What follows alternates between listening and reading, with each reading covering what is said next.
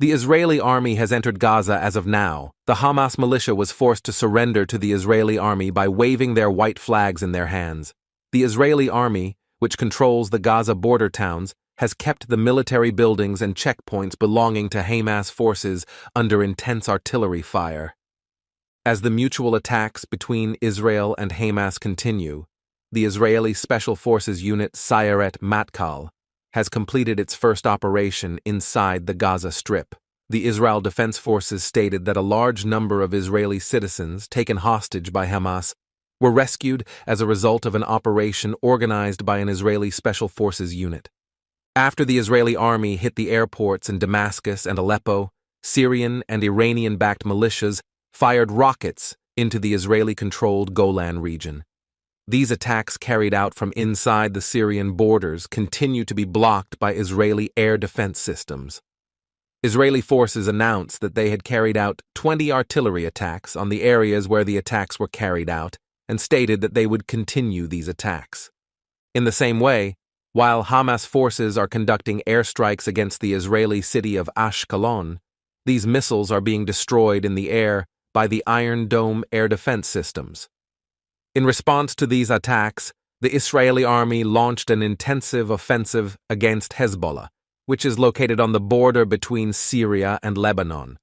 Israeli artillery units are trying to prevent Hezbollah from approaching the Israeli border by firing intense artillery rounds at Hezbollah's military camps and defense positions located within the Lebanese borders.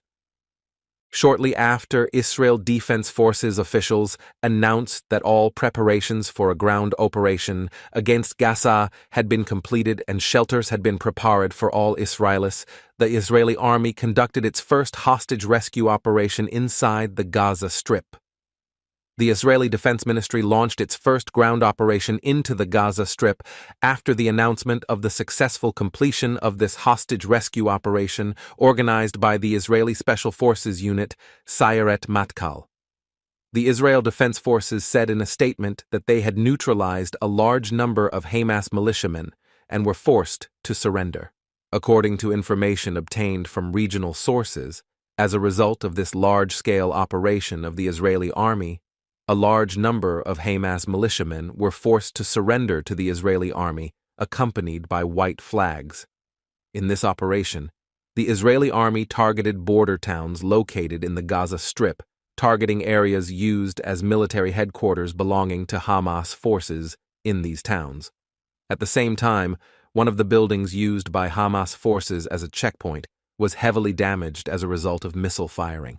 It is said that an hours-long confrontation took place as a result of the Israeli army blockading one of the Hamas headquarters. It was stated that the Hamas militia located at the headquarters was forced to surrender to the Israeli army when no support came. One of the highlights of the operation was the moment when the Hamas militia surrendered with a flag made with a white bedspread that they were holding. The number of Hamas militiamen who surrendered is estimated to be over 110.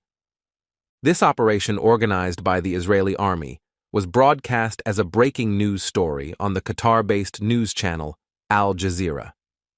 Al Jazeera reported that the Israeli army carried out raids in various parts of the Gaza Strip. Due to the mines and traps placed by Hamas forces inside the Gaza Strip, it was thought that the ground operation launched by the Israeli army in this region carried a great risk.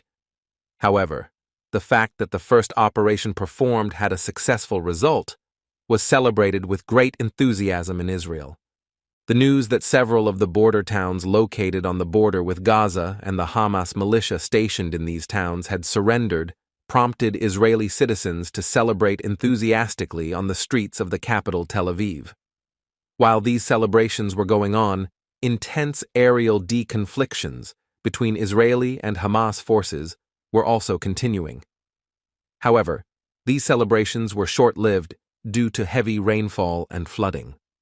After this operation, which was successfully organized by the Israeli army, it was expected that a full-scale ground operation against Gaza would be launched.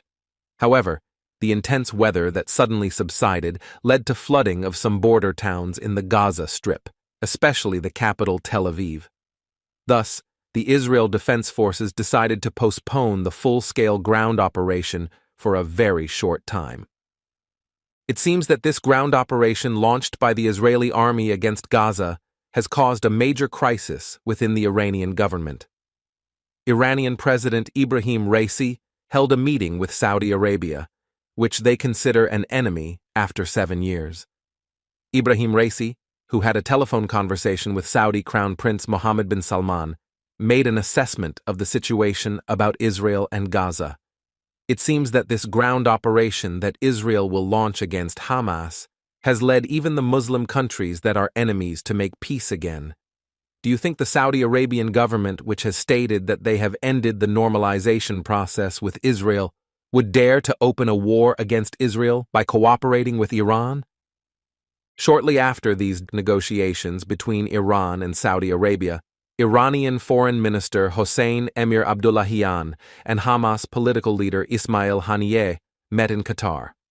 The two sides met in Doha, the capital of Qatar, and made an agreement to continue cooperation. Hamas leader Ismail Haniyeh expressed that the Islamic world and Arab countries should take responsibility after this meeting and called for the establishment of a Muslim union. Israel and Iran have been conducting mutual airstrikes under the name of the War of Shadows for years.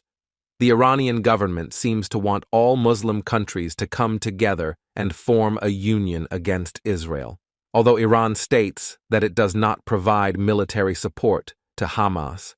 It is known that Iran is the biggest supporter of Hamas. Do you think Iran would form a large Muslim league against Israel to turn this war between Palestine and Israel into an opportunity?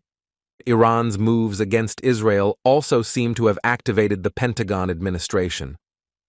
Former U.S. intelligence officer Scott Olinger, who has made many accurate predictions about the war between Russia and Ukraine, decried in a statement that the U.S. is making moves against Iran. The retired intelligence officer said that the aircraft carriers sent by the United States to the eastern Mediterranean were sent to deter Iran from entering the war against Israel.